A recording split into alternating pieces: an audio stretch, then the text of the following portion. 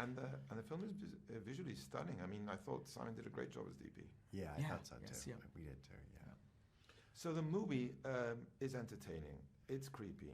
It's scary. It's fun. I mean, but it also talks about some interesting themes that have to do with our relationship with technology and our dependence on it. Well, right? It truly is, and again, that's why we think the movie works as well as it does, is because it's not just a scary movie. You know, like all great horror films, they have something to say, right? It's a great reflection of the horror genre always. It's a great reflection of the time that they're made in, and all the good ones actually have some kind of social commentary to them. And of course, in this film, it is about our obsession and our fixation with technology and how we rely on it so much, so constantly. And so here's a movie with a character with this young kid who builds such a dependent relationship with this artificial doll, and she sees this thing as a real life substitute to the parents that she lost at the start of the film, and you know, it's a great commentary, and I feel like that's another thing that the movie did really well to kind of talk about all that stuff. Yeah, it shows how AI can be great and incredible for us, and also not. And also very dangerous and not good. In that sense, how would you describe your own relationship with technology? I mean, are you technologically savvy people? I like to think that I am to some degree. I know I'm very dependent. I'm hooked on my phone and my computer and my iPads, so it's kind of hard to not be. I'm hooked on it too. I wish I was less hooked, but I'm pretty hooked. So here we have Atomic Monster and Blumhouse teaming up together.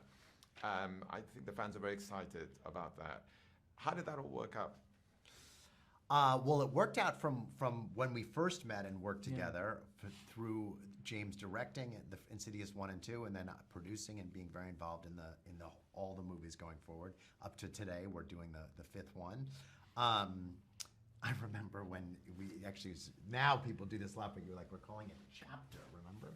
We're calling it, Yes. And we've worked on we've developed various things over the years, but I've always been, I've always had a great experience working with James, and I've always wanted to formalize it in one way or another, and hopefully we're on the road to doing that. And I think it'll be great for the two companies, and particularly great for the fans. Yeah, listen, there's no doubt that Jason's truly one of the smartest producers that I've had the opportunity to work with.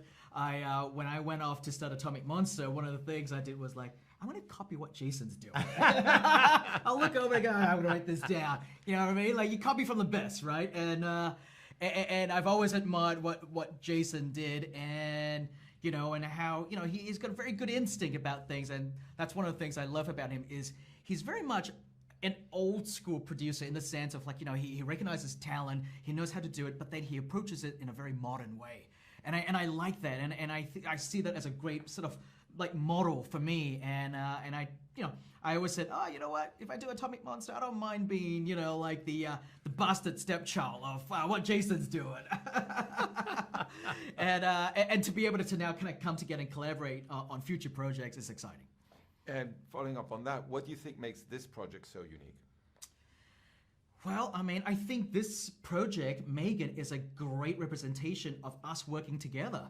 It truly is the, you know, it's the first film that represents, you know, potentially Atomic Monster and Blumhouse coming together, and, you know, and sort of sharing resources and ideas and stuff like that.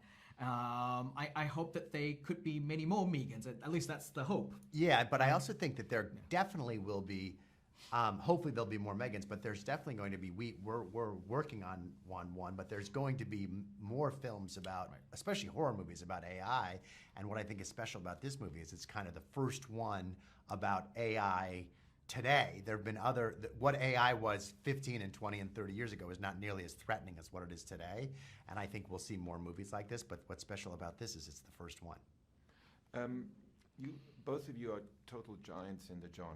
And the fact of the matter is that this is a genre that has fascinated viewers since the dawn of cinema. Yes. Dawn of storytelling.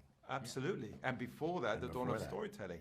Yeah. Why do you think we like to experience that communal sensation of going into a place, getting scared? And we've been doing it for centuries. Why is that? Well, my perspective is, we love to go. To me, going to a horror movie or an action movie or any kind of movie that gets you to experience a whole bunch of different emotions is like a roller coaster ride. So you go into it, you see all this scary stuff, and it pushes you to the edge of sort of like mortality. It reminds you of all this other stuff. But then you're not actually in harm's way. You're sitting in a nice, comfy, dark room with the air conditioning on. You're eating your popcorn and drinks, right? But you let your imagination run wild. You get to go into the places that the filmmakers take you to, but you're still in the comfort of your own, like in the seat, right, in the theater, and you get to share that fun experience with the strangers in the room, and you guys are laughing together, screaming together.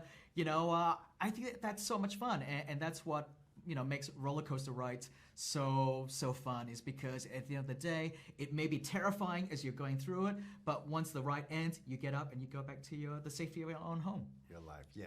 I totally agree with everything James said. I think horror, in a certain way, it makes the world feel safer. Whether it's a movie or a book or whatever it is that you're reading or watching, these scary things happen to other people, not you, and you can close the book, you can walk out of the movie theater, you can completely control it, and somehow that helps us digest the real fears that are out there in the world. It's very strange. When the more chaotic the world is, the better horror often does, and I think it's a result of what we're both talking about. So just to wrap up and following up on what you were saying, Jason, what scares you in real life? The real world. The real world. I've always said everything in the real world. I always said Donald Trump. And he's still scary. He's still scary. He's this much less scary today, but he's still scary. He hides in Jason's closet at night. Does. And he peeks out. Like, when I close my eyes, that's who I see in my nightmares.